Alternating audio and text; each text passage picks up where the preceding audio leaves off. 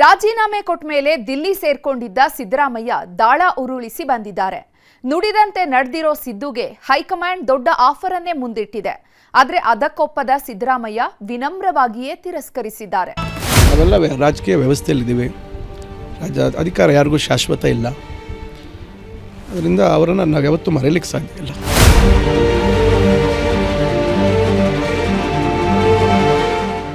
ಆಗಿದ್ದ ಪ್ರಕಾರ ಹೈಕಮಾಂಡಲ್ಲಿ ಸೂತ್ರವನ್ನು ಪೂರೈಸಿದ್ದಾರೆ. ಸೊ ರಾಜಕೀಯವಾಗಿ ಇದೆಲ್ಲ ಸಹಜ. ಇದು ರಾಜಕೀಯದಲ್ಲಿ ರಾಜೀನಾಮೆ ಕೊಡೋದು ಹೊಸಬ್ರು ಆಗೋದೇನು ಹೊಸದೇನಲ್ಲ. ಬರೋಬ್ಬರಿ 3 ವರ್ಷಗಳ ಕಾಲ ಸಿಎಂ ಗದ್ದುಗೆಯಲ್ಲಿದ್ದ ಸಿದ್ದರಾಮಯ್ಯ ಈಗ ನಿರ್ಗಮಿತ ಸಿಎಂ ಸಿದ್ದರಾಮಯ್ಯ. ಇನ್ನೇನು 2-3 ದಿನ ಕಳೆದರೆ ಈ ಸ್ಥಾನವೂ ಹೋಗುತ್ತೆ. ಸಿದ್ದರಾಮಯ್ಯ ಅನ್ನೋ ಹೆಸರಿನ ಜೊತೆಗೆ ಮಾಜಿ ಸಿಎಂ ಅನ್ನೋ ಪಟ್ಟ ಬಂದು ಕೂರುತ್ತೆ. ಪದತ್ಯಾಗ ಮಾಡಿ ದಿಲ್ಲಿ ಸೇರ್ಕೊಂಡಿರೋ ಸಿದ್ದರಾಮಯ್ಯ ಈಗ ಅಸಲಿ ರಣತಂತ್ರ ಶುರು ಮಾಡಿದ್ದಾರೆ. ಮುಂದಿನ ರಾಜಕೀಯ ದಿಕ್ಸೂಚಿಯನ್ನ ಹೆಣೆಯೋದಕ್ಕೆ ರೆಡಿಯಾಗಿದ್ದಾರೆ. ಮಗನಿಗೆ ಪಟ್ಟ ಕಟ್ಟಬೇಕು, ಆಪ್ತರಿಗೆ ಮಂತ್ರಿಗಿರಿ ಕೊಡಿಸಬೇಕು, ಜೊತೆಗೆ ಸಿದ್ದು ಅನ್ನೋ ವರ್ಚಸ್ಸು ಉಳಿಸ್ಕೊಳ್ಬೇಕು. ಇದೆಲ್ಲದರ ಸವಾಲನ್ನ ಹೆಗಲ ಮೇಲೆ ಹೊತ್ಕೊಂಡಿರೋ ಸಿದ್ದರಾಮಯ್ಯ ದಿಲ್ಲಿ ಅಂಗಳದಲ್ಲಿ ದಾಳ ಉರುಳಿಸಿದ್ದಾರೆ. ದಿಲ್ಲಿಯಲ್ಲಿ ದಾಳ ಉರುಳಿಸಿದ ಸಿದ್ದರಾಮಯ್ಯ ಹೈಕಮಾಂಡ್ ಆಫರ್ ಒಪ್ಪದ ಟಗರು. ರಾಜೀನಾಮೆ ಸಲ್ಲಿಸಿದ್ದು ಸಿದ್ದರಾಮಯ್ಯ ಫ್ಲೈಟ್ ಹತ್ತಿದ್ರು. ಪಟ್ಟ ಕಟ್ಟಿದ್ದ ದಿಲ್ಲಿ ನಾಯಕರಿಗೆ ಕೃತಜ್ಞತೆ ಸಲ್ಲಿಸುವುದಕ್ಕೆ ಹೋಗಿದ್ರು. 2 ದಿನ ದಿಲ್ಲಿಯಲ್ಲೇ ಕಳೆದಿರೋ ಸಿದ್ದರಾಮಯ್ಯ ಮೇಲಿಂದ ಮೇಲೆ ಸಭೆ ನಡೆಸಿದ್ದಾರೆ. ಮಲ್ಲಿಕಾರ್ಜುನ್ ಖರ್ಗೆ, ಕೆಸಿ ವೇಣುಗೋಪಾಲ್, ರಾಹುಲ್ ಗಾಂಧಿ ಹಾಗೂ ಸೋನಿಯಾ ಗಾಂಧಿ ಜೊತೆಗೆ ಮಹತ್ವದ ಚರ್ಚೆ ನಡೆಸಿದ್ದಾರೆ. ಈ ವೇಳೆ ಅಧಿಕಾರ ನೀಡಿದ ಹೈಕಮಾಂಡ್ ನಾಯಕರಿಗೆ ಸಿದ್ದರಾಮಯ್ಯ ಕೃತಜ್ಞತೆ ಸಲ್ಲಿಸಿದ್ರು. ನುಡಿದಂತೆ ನಡೆದ ಸಿದ್ದು ನಡೆಗೆ ರಾಹುಲ್ ಗಾಂಧಿ ಖುಷಿಯಾಗಿದ್ದು ನಿಮ್ಮ ಜೊತೆ ನಾವಿದ್ದೇವೆ ಎಂದಿದ್ದಾರಂತೆ.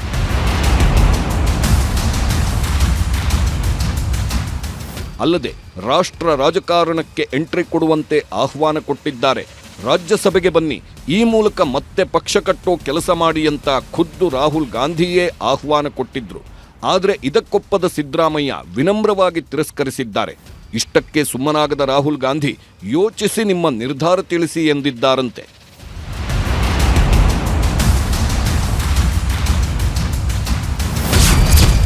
ಸಿದ್ದು ಖರ್ಗೆ ಭೇಟಿಯ ಇನ್ಸೈಡ್ ಎಕ್ಸ್ಕ್ಲೂಸಿವ್.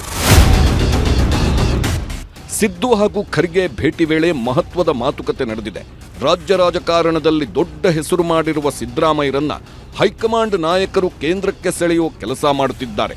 ಹೀಗಾಗಿಯೇ ರಾಹುಲ್ ಗಾಂಧಿ ಬೆನ್ನಲ್ಲೇ ಎಐಸಿಸಿ ಅಧ್ಯಕ್ಷ ಮಲ್ಲಿಕಾರ್ಜುನ್ ಖರ್ಗೆ ಕೂಡ ಸಿದ್ದರಾಮಯ್ಯಗೆ ಆಹ್ವಾನ ನೀಡಿದ್ದಾರೆ. ಸಿಎಂ ಬದಲಾವಣೆ ನಿರ್ಧಾರ ರಾಹುಲ್ ಗಾಂಧಿ ಅವರದ್ದು, ಇದರಲ್ಲಿ ನಮ್ಮದೇನಿಲ್ಲ ಅಂತ ಖರ್ಗೆ ಹೇಳಿದ್ದಾರೆ. ಅಲ್ಲದೆ ರಾಷ್ಟ್ರ ರಾಜಕಾರಣಕ್ಕೆ ಮಲ್ಲಿಕಾರ್ಜುನ್ ಖರ್ಗೆಯೂ ಆಹ್ವಾನ ನೀಡಿದ್ದು ರಾಜ್ಯಸಭೆ ವಿಪಕ್ಷ ಸ್ಥಾನ ಅಲಂಕರಿಸುವಂತೆ ಸಲಹೆ ನೀಡಿದ್ದಾರೆ. ಒಬಿಸಿ ಧ್ವನಿ ರಾಷ್ಟ್ರ ಮಟ್ಟದಲ್ಲಿ ಮೊಳಗಬೇಕಿದೆ, ಹೀಗಾಗಿ ರಾಜ್ಯಸಭೆಗೆ ಬಂದು ಬಿಡಿ ಅಂತ ಸಿದ್ದರಾಮಯ್ಯಗೆ ಎಐಸಿಸಿ ಅಧ್ಯಕ್ಷ ಖರ್ಗೆ ಸಲಹೆ ನೀಡಿದ್ದಾರೆ. ಈ ಬಗ್ಗೆ ಸಮಯ ತೆಗೆದುಕೊಂಡು ತಿಳಿಸಿ ಅಂತಾನೂ ಖರ್ಗೆ ಹೇಳಿದ್ದು, ನೂತನ ಸಂಪುಟ ರಚನೆ ಬಗ್ಗೆಯೂ ಸಮಾಲೋಚನೆ ನಡೆಸಿದ್ದಾರೆ.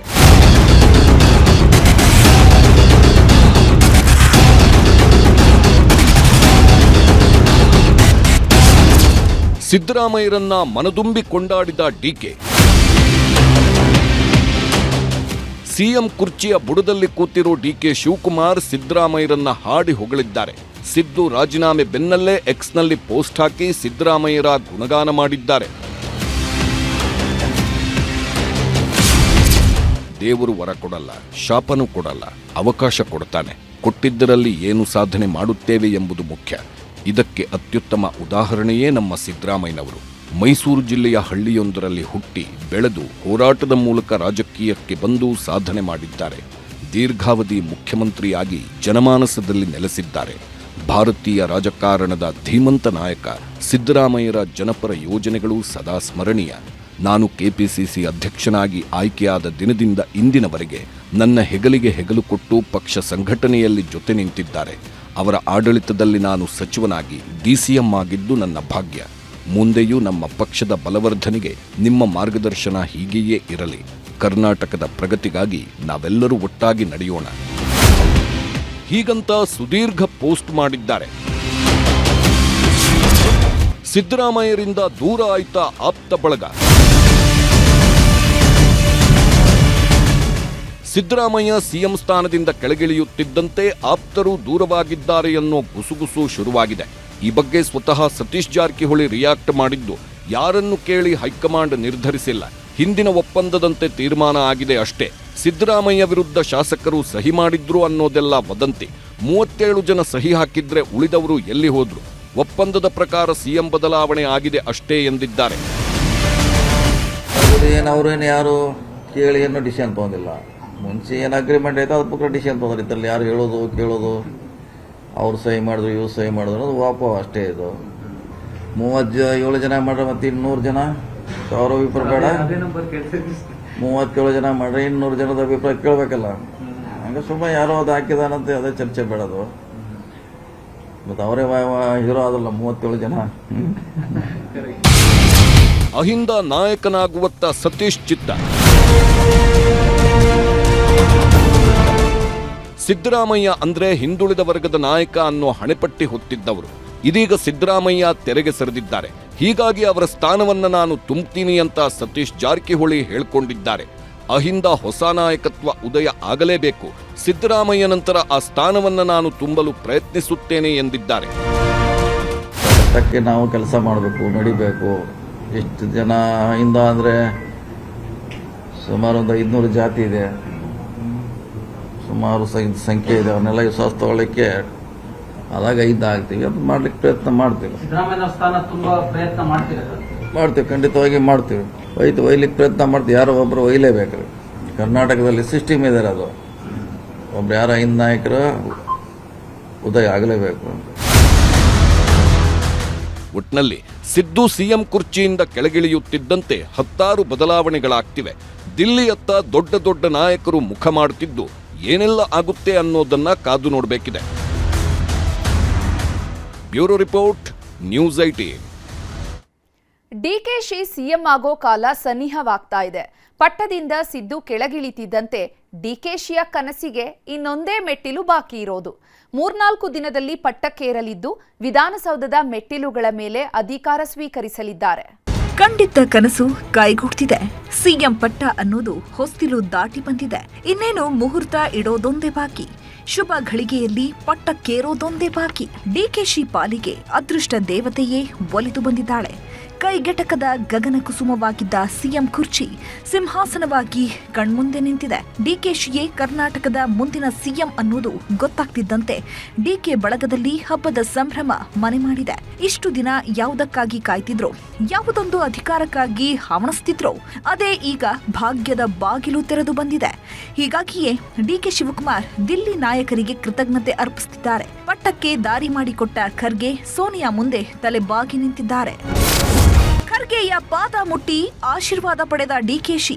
ಸಿದ್ದರಾಮಯ್ಯ ಸಿಎಂ ಸ್ಥಾನಕ್ಕೆ ರಾಜೀನಾಮೆ ಕೊಡ್ತಾ ಇದ್ದಂತೆಯೇ ಡಿಕೆಶಿ ಹಾಗೂ ಸಿದ್ದು ದೆಹಲಿ ಕಡೆ ಮುಖ ಮಾಡಿದ್ರು. ಇಬ್ಬರು ಪ್ರತ್ಯೇಕವಾಗಿಯೇ ದಿಲ್ಲಿ ನಾಯಕರ ಅಂಗಳ ತಲುಪಿದ್ರು. ಇವತ್ತು ಮಲ್ಲಿಕಾರ್ಜುನ ಖರ್ಗೆಯನ್ನ ಭೇಟಿ ಮಾಡಿದ ಡಿಕೆಶಿ ಪಾದ ಮುಟ್ಟಿ ಆಶೀರ್ವಾದ ಪಡೆದ್ರು. ಬಳಿಕ ರಾಹುಲ್ ಗಾಂಧಿಯನ್ನು ಭೇಟಿ ಮಾಡಿ ಧನ್ಯವಾದ ತಿಳಿಸಿದ್ರು. ಈ ಮಧ್ಯೆಯೇ ಮಾತನಾಡಿದ ಡಿಕೆಶಿ ನಾಳೆಯ ಸಿಎಲ್ಪಿ ಸಭೆಯ ಗುಟ್ಟು ಬಿಚ್ಚಿಟ್ರು. ಆದ್ರೆ ತಮ್ಮ ಆಯ್ಕೆ ಬಗ್ಗೆ ಮಾತ್ರ ಎಲ್ಲೂ ಸುಳಿವು ಕೊಡಲಿಲ್ಲ. ಶಾಸಕಾಂಗ ಪಕ್ಷದ ಸಭೆಯನ್ನು ಕರೀತಾ ಇದ್ದೀವಿ. ಎಲ್ಲರಿಗೂ ಬೆಂಗಳೂರಲ್ಲಿ ಕೇಳಿದ್ದೀವಿ. ಅದಕ್ಕೆ ನಮ್ಮ ಹೈಕಮಾಂಡ್ ಲೀಡರ್ಸ್ ಕೇಳಬೇಕು, ಅವರು ಬರಬೇಕು, ಅಬ್ಸರ್ವರ್ ಬರಬೇಕು, ನಮ್ಮ ಜನಸಭೆ ಬರಬೇಕು. ಆ ಟೈಮಿಂಗ್ ಅವ್ರು ಕೇಳ್ಕೊಂಡು ಟೈಮಿಂಗ್ ಇರ್ತೀವಿ. ಇದೊಂದು ವಿಧಾನಸೌಧದಲ್ಲಿ ಎಲ್ಲಿ ಮತ್ತೆ ಯಾವಾಗ ನಾಯಕರನ್ನ ಆಯ್ಕೆ ಮಾಡುವಂಥ ಪ್ರೊಸೀಜರ್ ಮುಗಿಬೇಕು. ನಾಳೆಯ ಸಿಎಲ್ಪಿ ಸಭೆಯ ಮೇಲೆ ಎಲ್ಲರ ಚಿತ್ತ ನೆಟ್ಟಿದೆ. ಯಾಕಂದ್ರೆ ಸಿದ್ದು ರಾಜೀನಾಮೆ ಕೊಟ್ಟಿದ್ದಕ್ಕೆ ಏನಾದ್ರೂ ಗೊಂದಲಗಳಾಗುತ್ತಾ, ಯಾರಾದ್ರೂ ಸಿಡಿದೇಳ್ತಾರಾ ಅನ್ನೋ ಅನುಮಾನ ಹುಟ್ಟಿಸಿದೆ. ನಾಳೆ ಶಾಸಕಾಂಗ ಪಕ್ಷದ ಸಭೆ ನಡೆಯಲಿದ್ದು ಸಿಎಲ್ಪಿ ಸಭೆಯಲ್ಲಿ ಗೊಂದಲ ಆಗದಂತೆ ಮುನ್ನೆಚ್ಚರಿಕೆ ವಹಿಸಿದ್ದಾರೆ. ಇದರ ಹೊಣೆಯನ್ನ ಸಿದ್ದರಾಮಯ್ಯನವರಿಗೆ ಹೈಕಮಾಂಡ್ ನೀಡಿದ್ದು ಡಿಕೆಶಿಯನ್ನ ಸಿಎಲ್ಪಿ ಲೀಡರ್ ಅಂತ ಸಿದ್ದರಾಮಯ್ಯ ಘೋಷಿಸಲಿದ್ದಾರೆ. ಬಳಿಕ ಸಿದ್ದರಾಮಯ್ಯ ಜೊತೆಗೆ ತೆರಳಿ ಡಿಕೆಶಿ ಹಕ್ಕು ಮಂಡನೆ ಮಾಡಲಿದ್ದಾರೆ. ವಿಧಾನಸೌಧದ ಮೆಟ್ಟಿಲುಗಳ ಮೇಲೆ ಡಿಕೆ ಪಟ್ಟಾಭಿಷೇಕ. ಪಕ್ಷದ ಅಧಿಕಾರಕ್ಕಾಗಿ ವಿಧಾನಸೌಧದ ಮೆಟ್ಟಿಲಾಗ್ತೀನಿ ಅಂತಿದ್ದ ಡಿಕೆಶಿ ಈಗ ಇದೇ ಮೆಟ್ಟಿಲುಗಳ ಮೇಲೆ ಪಟ್ಟಕ್ಕೇರೋದಕ್ಕೆ ರೆಡಿಯಾಗ್ತಿದ್ದಾರೆ. ವಿಧಾನಸೌಧದ ಮುಂದೆ ಡಿಕೆಶಿಯ ಪದಗ್ರಹಣ ನಡೆಯಲಿದ್ದು, ರಾಹುಲ್ ಗಾಂಧಿ ಸೇರಿದಂತೆ ಕಾಂಗ್ರೆಸ್ನ ಟಾಪ್ 1 ಲೀಡರ್ಗಳಿಗೆಲ್ಲ ಆಹ್ವಾನ ಕೊಟ್ಟಿದ್ದಾರೆ. ಜೂನ್ 1 ಅಥವಾ 3ನೇ ತಾರೀಖು ಡಿಕೆಶಿ ಪದಗ್ರಹಣ ನಡೆಯೋ ಸಾಧ್ಯತೆ ಇದ್ದು ಎಲ್ಲ ಸಿದ್ಧತೆ ಮಾಡಿಕೊಳ್ಳುವಂತೆ ಮುಖ್ಯ ಕಾರ್ಯದರ್ಶಿಗೆ ಸೂಚನೆ ನೀಡಿದ್ದಾರೆ. ಡಿಕೆಶಿಗೆ ಶುರುವಾಗಿದೆಯಂತೆ ಅಖಂಡ ರಾಜಯೋಗ. ದೈವ ಬಲಕ್ಕಿಂತ ಗುರುಬಲ ದೊಡ್ಡದು ಅಂತಾರೆ. ಹೀಗಾಗಿಯೇ ಏನೋ ಡಿಕೆಶಿ ಕೂಡ ಗುರುಬಲವನ್ನೇ ಹೆಚ್ಚು ನಂಬಿಕೊಂಡಿದ್ದಾರೆ. ಪೂಜೆ ಪುನಸ್ಕಾರ, ದೇವರು, ದೈವ ಅಂತ ರೌಂಡ್ಸ್ ಹಾಕ್ತಿರ್ತಾರೆ. ಸಂಕಷ್ಟವೇ ಬರಲಿ, ಖುಷಿಯೇ ಇರಲಿ, ಮೊದಲು ಹೋಗೋದೇ ದೇವರ ಮೊರೆ. ಹೀಗಾಗಿ ಸಮಯ ನೋಡ್ಕೊಂಡೇ ಪಟ್ಟಾಭಿಷೇಕಕ್ಕೆ ಮುಂದಾಗಿದ್ದಾರೆ. ಈ ಬಗ್ಗೆ ಮಾಹಿತಿ ನೀಡಿದ ಡಿಕೆಶಿಯ ಆಪ್ತ ಜ್ಯೋತಿಷಿ ಡಾಕ್ಟರ್ ಆರಾಧ್ಯ, ಜೂನ್ 2ರಿಂದ ಡಿಕೆಶಿಗೆ ಒಳ್ಳೆಯ ದಿನ. 2028ರಲ್ಲಿಯೂ ಇವರೇ ಸಿಎಂ ಆಗಿರ್ತಾರೆ. 19 ವರ್ಷಗಳ ಕಾಲ ಡಿಕೆಶಿಗೆ ರಾಜಯೋಗ ಇದೆ. ಕೆಕೆ ಗೆಸ್ಟ್ ಹೌಸ್ ಅನ್ನ ಸರ್ಕಾರಿ ನಿವಾಸ ಮಾಡಿಕೊಳ್ಳುವುದಕ್ಕೆ ಸೂಚನೆ ನೀಡಿದ್ದೇನೆ. ದೇವರ ಕೋಣೆಯ ಬಾಗಿಲು ಹಾಗೂ ಗೇಟ್ ಬದಲಾವಣೆ ಹೇಳಿದ್ದೇನೆ. ಅದರಂತೆಯೇ ಅಧಿಕಾರಿಗಳು ನೋಟ್ ಮಾಡಿಕೊಂಡಿದ್ದಾರೆ ಅಂತ ಮಾಹಿತಿ ನೀಡಿದ್ರು. ಸಿಎಂ ಆಗೋದು ಪಕ್ಕ. ಇದೊಂದೇ ಸಾರಿ ಅಲ್ಲ, ನೆಕ್ಸ್ಟು 5 ವರ್ಷವೂ ಇವರೇ ಸಿಎಂ. 2028 ನಂತರ ಇವರೇ ಸಿಎಂ ಆಗಿರ್ತಾರೆ. 5ನೇ ತಾರೀಕು ಮಾಡಪ್ಪ, ಚೆನ್ನಾಗಿದೆ. 12:30 ಮುಹೂರ್ತ, ಬಿದಿನ ಮುಹೂರ್ತ. ಶುಕ್ರವಾರ ಏನು ಕೆಲಸ ಮಾಡಿದ್ರು ಸಕ್ಸಸ್ಸು. ಇನ್ನು ರಾಜಗುರು ದ್ವಾರಕಾನಾಥ್ ಕೂಡ ಡಿಕೆಶಿ ಪದಗ್ರಹಣದ ಬಗ್ಗೆ ಮಾತನಾಡಿದ್ದಾರೆ. ಜೂನ್ 5 ಅಥವಾ 6ರಂದು ಪ್ರಮಾಣ ವಚನ ಸ್ವೀಕರಿಸಲಿ ಅಂತ ಸಲಹೆ ನೀಡಿದ್ದಾರೆ. ಡಿಕೆಶಿಗೆ ಒಳ್ಳೆಯದಾಗಲಿ ಅಂತ ಶೃಂಗೇರಿಯಲ್ಲಿ ಪ್ರಾರ್ಥನೆ ಸಲ್ಲಿಸಿದ್ದೇನೆ. ಈ ಹಿಂದೆ ನೀನು ಮುಖ್ಯಮಂತ್ರಿ ಆಗಿಯೇ ಆಗ್ತೀಯಾ ಎಂದು ಹೇಳಿದ್ದೆ. ಅದರಂತೆಯೇ ಆಗಿದ್ದಾರೆ ಅಂದ್ರು. ಒಂದು ದಿವಸ ನೀ ಖಂಡಿತ ಮುಖ್ಯಮಂತ್ರಿ ಆಗ್ತೀಯ, ನಿನ್ನ ಜಾತಕ ತೋರಿಸ್ತಾ ಇದೆ, ನಿನ್ನ ಜಾತಕದಲ್ಲಿದೆ.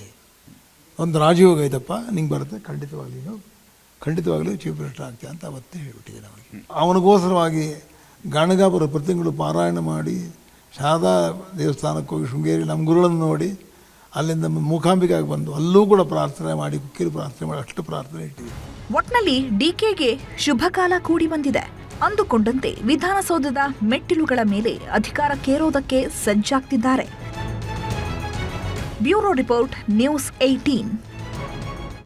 ಡಿಕೆಶಿ ಪಟ್ಟಕ್ಕೇರೋದಕ್ಕೆ ತುದಿಗಾಲಲ್ಲಿ ನಿಂತಿದ್ದಾರೆ. ಇಂಥ ಹೊತ್ತಲ್ಲೇ ಪಟ್ಟದ ಫೈಟ್ ಜೋರಾಗ್ತಿದೆ. ಮಂತ್ರಿಗಿರಿ ಜೊತೆಗೆ ಡಿಸಿಎಂ ಹಾಗೂ ಕೆಪಿಸಿಸಿ ಅಧ್ಯಕ್ಷ ಸ್ಥಾನಕ್ಕೆ ಘಟಾನುಘಟಿಗಳ ಪೈಪೋಟಿ ಶುರುವಾಗಿದೆ.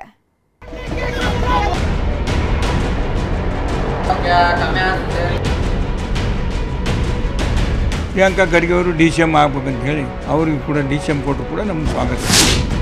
ಸಿದ್ದರಾಮಯ್ಯ ರಾಜೀನಾಮೆ ಕೊಟ್ಟಿದ್ದಾಯಿತು, ಡಿಕೆಶಿಗೆ ಪಟ್ಟ ಗ್ಯಾರಂಟಿ ಆಗಿದ್ದೂ ಆಯಿತು.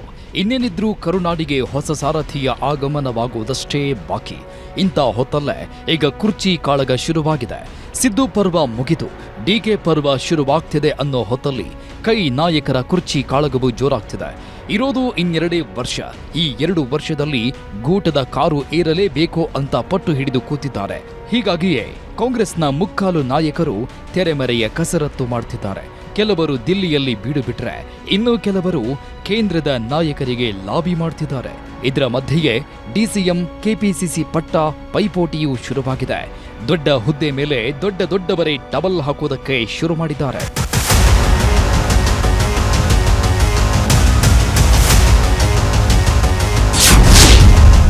ಸಿಎಂ ಪಟ್ಟಾಭಿಷೇಕದ ಹೊತ್ತಲ್ಲೇ ಸಂಪುಟ ಸಮರ.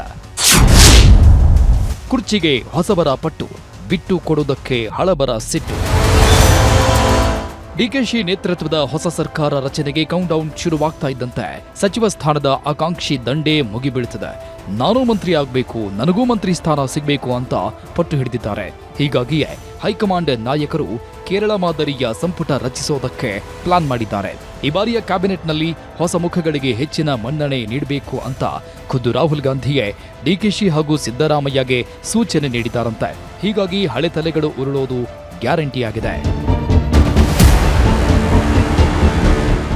ನೂತನ ಸಂಪುಟ ರಚನೆಗೆ ಕಾಂಗ್ರೆಸ್ ಪಾಲಿಗೆ ಕಗ್ಗಂಟಾಗಿ ಪರಿಣಮಿಸಿದೆ. ಯಾಕಂದ್ರೆ 11ರಿಂದ 13 ಮಂದಿ ಹಿರಿಯ ಶಾಸಕರೇ ಲಾಬಿ ಮಾಡ್ತಿದ್ದಾರಂತೆ. Krishna Byregowda, Priyanka Kharge, Satish Jarkiholi, KG George, Eshwar Khandre, MB Patil, doctor G Parameshwar, HK. Patil ಸೇರಿದಂತೆ ಹಿರಿಯ ನಾಯಕರು ಮಂತ್ರಿಗಿರಿ ಮೇಲೆ ಕಣ್ಣಿಟ್ಟಿದ್ದಾರೆ. ಆದರೆ ದಿಲ್ಲಿ ನಾಯಕರು ಹೊಸಬರ ಕಡೆ ಒಲವು ತೋರಿಸಿರೋದ್ರಿಂದ ಯಂಗ್ ಟೀಮ್ ರೆಡಿ ಮಾಡಲು ತಯಾರಿ ನಡೀತಾ ಇದೆ. ಈ ಬಾರಿ ಡಿಕೆ ಸಂಪುಟದಲ್ಲಿ ಬಿಕೆ ಹರಿಪ್ರಸಾದ್, ರೂಪಾ ಶಶಿಧರ್, ಲಕ್ಷ್ಮಣ ಸವದಿ, ಎಂ ಕೃಷ್ಣಪ್ಪ, ನರೇಂದ್ರ ಸ್ವಾಮಿ ಅಥವಾ ಅನೇಕಲ್ ಶಿವಣ್ಣ, ತನ್ವೀರ್ ಸೇಠ್ ಅಥವಾ ಹ್ಯಾರಿಸ್, ರಾಘವೇಂದ್ರ ಹಿಟ್ನಾಳ್, ಎಂಎಲ್ಸಿ ವಸಂತಕುಮಾರ್, ಪುಟ್ಟರಂಗಶೆಟ್ಟಿ, ಶಿವಲಿಂಗೇಗೌಡ, ರಘುಮೂರ್ತಿ, ಶ್ರೀನಿವಾಸ ಮಾನೆ, ಸಿಎಸ್ ನಾಡಗೌಡಗೆ ಮಣೆ ಹಾಕಲಿದ್ದಾರೆ ಅನ್ನೋ ಮಾತುಗಳು ಕೇಳಿಬರ್ತಿವೆ. ಮಗನಿಗಾಗಿ ರಾಜ್ಯಸಭೆ ಸ್ಥಾನ ತ್ಯಾಗಕ್ಕೆ ಖರ್ಗೆ ಚಿಂತನೆ. ಎಐಸಿಸಿ ಅಧ್ಯಕ್ಷ ಮಲ್ಲಿಕಾರ್ಜುನ ಖರ್ಗೆ ಮಗನ ರಾಜಕೀಯ ಭವಿಷ್ಯಕ್ಕಾಗಿ ದೊಡ್ಡ ಹೆಜ್ಜೆ ಇಡಲು ಮುಂದಾಗಿದ್ದಾರೆ ಅನ್ನೋ ಮಾತು ಕೇಳಿ ಬರ್ತಿವೆ. ಪ್ರಿಯಾಂಕ್ ಖರ್ಗೆಯನ್ನ ರಾಜ್ಯದಲ್ಲಿ ಗಟ್ಟಿ ನಾಯಕನನ್ನಾಗಿ ಮಾಡಬೇಕು ಅಂತ ಹೊಸ ಪ್ಲಾನ್ ಮಾಡಿದ್ದಾರಂತೆ. ಡಿಕೆಶಿ ಸರ್ಕಾರದಲ್ಲಿ ಪ್ರಿಯಾಂಕ್ ಖರ್ಗೆಗೆ ಡಿಸಿಎಂ ಸ್ಥಾನ ಕೊಡಿಸೋ ಮೂಲಕ ತಾವು ರಾಜ್ಯಸಭೆ ಸ್ಥಾನದಿಂದ ಕೆಳಗಿಳಿಯೋದಕ್ಕೆ ಸಿದ್ಧತೆ ನಡೆಸಿದ್ದಾರೆ ಎನ್ನಲಾಗ್ತಿದೆ. ಸದ್ಯ ಮಲ್ಲಿಕಾರ್ಜುನ ಖರ್ಗೆ ಬಳಿ 2 ಪ್ರಬಲ ಹುದ್ದೆಗಳಿವೆ. ಒಂದು ಎಐಸಿಸಿ ಅಧ್ಯಕ್ಷ, ಮತ್ತೊಂದು ರಾಜ್ಯಸಭೆ ವಿಪಕ್ಷ ನಾಯಕ ಸ್ಥಾನ. ಇದರಲ್ಲಿ ರಾಜ್ಯಸಭೆ ಸ್ಥಾನ ತೊರೆಯಲು ಖರ್ಗೆ ಸಿದ್ಧತೆ ಮಾಡಿಕೊಂಡಿದ್ದು, ಪ್ರಿಯಾಂಕ್ ಖರ್ಗೆಗೆ ಡಿಸಿಎಂ ಸ್ಥಾನ ಫಿಕ್ಸ್ ಅಂತ ಹೇಳಲಾಗ್ತಿದೆ. ಮಗನ ರಾಜಕೀಯ ಭವಿಷ್ಯಕ್ಕಾಗಿ ಮಲ್ಲಿಕಾರ್ಜುನ ಖರ್ಗೆ ಈ ತ್ಯಾಗಕ್ಕೆ ಮುಂದಾಗಿದ್ದಾರಂತೆ. ರಾಜ್ಯಸಭೆ ವಿಪಕ್ಷ ಸ್ಥಾನ ತೊರೆಯೋ ಸಾಧ್ಯತೆ ಇದ್ದು, ಸಿದ್ದುಗೆ ರಾಜ್ಯಸಭೆ ವಿಪಕ್ಷ ಸ್ಥಾನ ನೀಡಲು ಚಿಂತನೆ ನಡೆಸಿದ್ದಾರೆ. ಯಾವಾಗ ಪ್ರಿಯಾಂಕ್ ಖರ್ಗೆ ಸುತ್ತ ಡಿಸಿಎಂ ಸ್ಥಾನ ಸುತ್ತಿಕೊಳ್ತಾ ಅಭಿಮಾನಿಗಳು ಅಖಾಡಕ್ಕಿಳಿದಿದ್ದಾರೆ. ಪ್ರಿಯಾಂಕ್ಗೆ ಉಪಮುಖ್ಯಮಂತ್ರಿ ಸ್ಥಾನ ನೀಡುವಂತೆ ಕಲಬುರಗಿ ಚಿತ್ತಾಪುರದ ದೇವಸ್ಥಾನದಲ್ಲಿ ವಿಶೇಷ ಪೂಜೆ ಸಲ್ಲಿಸಿದ್ದಾರೆ. ಕೊರಂಟಿ ಹನುಮಾನ್ ಮಂದಿರದಲ್ಲಿ 101 ತೆಂಗಿನಕಾಯಿ ಒಡೆದು ಪೂಜೆ ಸಲ್ಲಿಸಿದ್ದಾರೆ.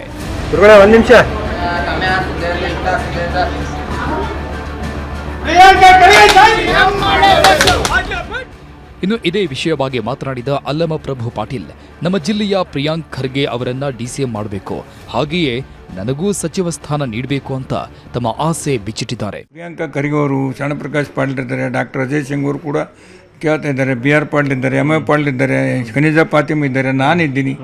ಯಾರಿಗೆ ಹೈಕಮಾಂಡ್ ನಿರ್ಧಾರ ಮಾಡಿ ಹೇಳ್ತದನ್ನು ಎಲ್ಲರೂ ಒಪ್ಕೊಳ್ತೀವಿ, ಅದ್ರಾಗ ಏನು ಪ್ರಶ್ನೆನೇ ಇಲ್ಲ.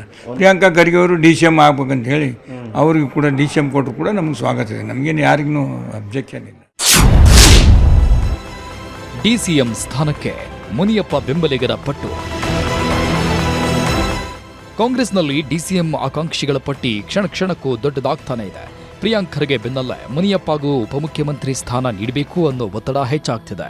ಮುನಿಯಪ್ಪ ಎಡಗೈ ಸಮಾಜದ ಹಿರಿಯ ನಾಯಕ, ಅಷ್ಟೇ ಅಲ್ಲದೆ ಸಂಸದರಾಗಿ ಕೇಂದ್ರ ಸಚಿವರಾಗಿದ್ದವರು, ಜೊತೆಗೆ ಆಹಾರ ಸಚಿವರಾಗಿಯೂ ಉತ್ತಮ ಸಾಧನೆ ಮಾಡಿದ್ದಾರೆ. ಹೀಗಾಗಿ KH ಮುನಿಯಪ್ಪಗೆ ಡಿಸಿಎಂ ಸ್ಥಾನ ನೀಡಬೇಕು ಅಂತ ಬೆಂಬಲಿಗರು ಒತ್ತಡ ಹೇರುತ್ತಿದ್ದಾರೆ. 7 ಬಾರಿ ಸಂಸದರಾಗಿ ಒಂದು ಪ್ರಬಲ ಸಮುದಾಯದ ಹಿರಿಯ ನಾಯಕರಾಗಿದ್ದಾರೆ.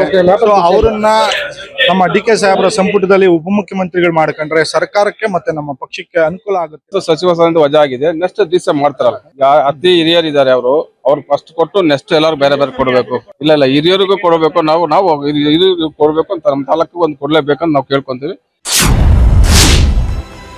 ಡಿಸಿಎಂ ಸ್ಥಾನಕ್ಕೆ ಜಮೀರ್ ಖಂಡ್ರೆ ಭಾರೀ ಸರ್ಕಸ್. ಕಾಂಗ್ರೆಸ್ನಲ್ಲಿ ಉಪಮುಖ್ಯಮಂತ್ರಿ ಸ್ಥಾನದ ಮೇಲೆ ಘಟಾನುಘಟಿಗಳು ಕಣ್ಣಿಟ್ಟಿದ್ದಾರೆ. ಸಿದ್ದು ಬಣದಲ್ಲಿ ಗುರುತಿಸಿಕೊಂಡಿದ್ದ ಜಮೀರ್ ಅಹಮದ್ ಹಾಗೂ ಈಶ್ವರ್ ಖಂಡ್ರೆ ಪೈಪೋಟಿ ಶುರು ಮಾಡಿದ್ದಾರೆ. ಹೀಗಾಗಿ ಆಪ್ತ ಶಾಸಕರ ಜೊತೆ ಸಭೆ ನಡೆಸಿದ್ದು ವರಿಷ್ಠರ ಮೇಲೆ ಒತ್ತಡ ಹೇರೋ ತಂತ್ರ ಶುರು ಮಾಡಿದ್ದಾರೆ. CLP ಸಭೆ ಮುಗಿತಾ ಇದ್ದಂತೆ ಮತ್ತೊಮ್ಮೆ ಸಭೆ ಸೇರೋ ಪ್ಲಾನ್ ಮಾಡಿದ್ದಾರೆ. ಕೆಪಿಸಿಸಿ ಹುದ್ದೆಗೆ ಘಟಾನುಘಟಿಗಳ ಪೈಪೋಟಿ. ಮಂತ್ರಿಗಿರಿ ಹಾಗೂ ಡಿಸಿಎಂ ಸ್ಥಾನದ ಪೈಪೋಟಿ ಮಧ್ಯೆ ಕೆಪಿಸಿಸಿ ಅಧ್ಯಕ್ಷಗಿರಿಯ ಗುದ್ದಾಟವೂ ಜೋರಾಗಿದೆ. ಒಂದು ಹುದ್ದೆಗೆ 2 ನಾಯಕರು ಪೈಪೋಟಿಗೆ ಬಿದ್ದಿದ್ದಾರೆ. ಡಿಕೆಶಿ ಸಿಎಂ ಆಗ್ತಾ ಇದ್ದಂತೆ ತಾವೇ ಕೆಪಿಸಿಸಿ ಅಧ್ಯಕ್ಷರಾಗಬೇಕು ಅಂತ ಸತೀಶ್ ಜಾರಕಿಹೊಳಿ ಪ್ಲಾನ್ ಮಾಡಿದ್ದಾರೆ. ಇದರ ಜೊತೆಗೆ ಪ್ರಬಲ ಖಾತೆಯನ್ನ ಪಡೆಯುವುದಕ್ಕೆ ರಣತಂತ್ರ ರೂಪಿಸುತ್ತಿದ್ದಾರೆ. ಹೀಗಾಗಿಯೇ KC ವೇಣುಗೋಪಾಲ್ ಮುಂದೆ ತಮ್ಮ ಆಸೆ ವ್ಯಕ್ತಪಡಿಸಿದ್ದಾರೆ.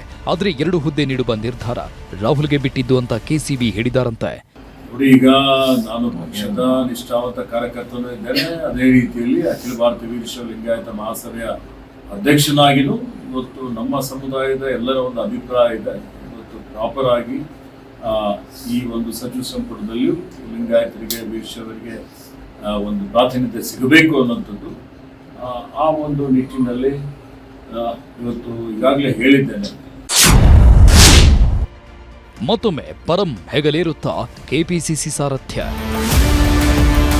ಕೆಪಿಸಿಸಿ ಅಧ್ಯಕ್ಷ ಸ್ಥಾನದ ಮೇಲೆ ಕಣ್ಣಿಟ್ಟಿರೋ ಸತೀಶ್ ಜಾರಕಿಹೊಳಿಗೆ ಶಾಕ್ ಕಾದಿದೆಯಾ ಅನ್ನೋ ಮಾತು ಕೇಳಿ ಬರ್ತಿವೆ. ಯಾಕಂದ್ರೆ ದಲಿತ ಕೋಟಾದಲ್ಲಿ ಪರಮೇಶ್ವರ್ಗೆ ಮತ್ತೊಮ್ಮೆ ಮಣೆ ಹಾಕ್ತಾರಾ ಅನ್ನೋ ಮಾತುಗಳು ಕೇಳಿ ಬರ್ತಿವೆ. ಪರಮೇಶ್ವರ್ಗೆ ಕೆಪಿಸಿಸಿ ಅಧ್ಯಕ್ಷ ಸ್ಥಾನ ನೀಡುವ ಸಾಧ್ಯತೆ ಇದ್ದು ಹೈಕಮಾಂಡ್ ಮಟ್ಟದಲ್ಲಿ ಹಲವು ಸುತ್ತಿನ ಸಮಾಲೋಚನೆ ನಡೆದಿದೆ. ಸಿಎಂ ಸ್ಥಾನಕ್ಕಾಗಿ ದಲಿತ ದಾಳ ಉರುಳಿಸಿದ್ದ ಪರಮೇಶ್ವರ್ ಓಲೈಕೆಗೆ ಮುಂದಾಗಿರೋ ಹೈಕಮಾಂಡ್ ಕೆಪಿಸಿಸಿ ಸಾರಥ್ಯ ನೀಡಲಿದೆ ಅನ್ನೋ ಮಾತುಗಳು ಕೇಳಿ ಬರ್ತಿವೆ. ಒಟ್ನಲ್ಲಿ ಸಿದ್ದು ಸರ್ಕಾರ ತೆರೆ ಸರಿತಾ ಇದ್ದಂತೆ ಮಂತ್ರಿಗಿರಿಯ ಮಹಾಸಮರ ಶುರುವಾಗಿದ್ದು ಯಾರಿಗೆಲ್ಲ ಮಣೆ ಹಾಕ್ತಾರೆ ಕಾದು ನೋಡಬೇಕು.